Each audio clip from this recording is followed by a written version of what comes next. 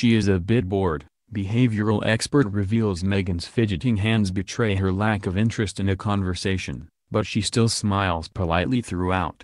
The Duchess of Sussex looked to be getting on famously with the Queen as the pair embarked on their first joint engagement on Thursday. However, Meghan, 36, seemed a little less enthralled by the conversation of a local official who was seated next to her at their first appearance of the day.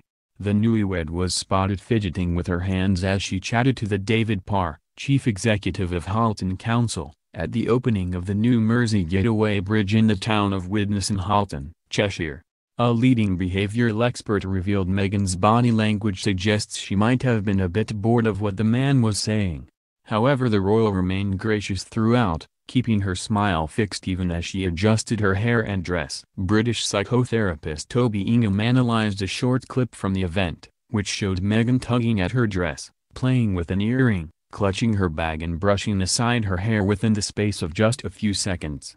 Explaining the behavior, he said, "It appears that the man on Meghan's right is the cause of her fidgetiness. It looks like she is rather distracted by his interest, information and conversation than anything to do with the Queen. Possibly she is a bit bored by the conversation or attention. She appears very polite and responds attentively and initially smiles. Her facial expressions are enthusiastic, but then it appears her concentration and interest fades. She is distracted by where to place her bag. Her busy fidgety hands may be giving away this lack of interest. I think Meghan will be pleased to have been given the honor of traveling with the Queen to the function, but at this point of the event she is distanced and separated from the Queen and caught up in the protocols of the event." The pair traveled overnight on the royal train for a day of engagements including the opening the Mersey Getaway Bridge in Story House in Chester, arriving at Runcorn on Thursday morning. Shortly after stepping off the train, the pair were whisked away by car to the Mersey Getaway Bridge to meet architects, planners and community representatives.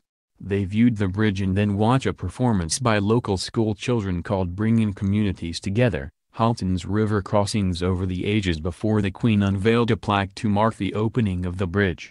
The Queen and the Duchess will then head off to Story House in Chester, where they will be taken on a tour of the building to visit the Children's Library, stopping to meet a Syrian settlement group engaged in craft work. The royal party will watch a performance by Fallen Angels, a dance theater company for people in recovery from addiction, before moving to the theater to see a medley of songs from Story House's latest production, A Little Night Music. On the ground floor they will see schoolchildren from local primary schools perform songs alongside actors from Swallows and Amazons. Her Majesty will unveil a plaque to mark the official opening of Story House. The Queen and the Duchess will then walk to Chester Town Hall where they will attend a lunch as guests of Chester City Council, which will mark the conclusion of their visit to Cheshire.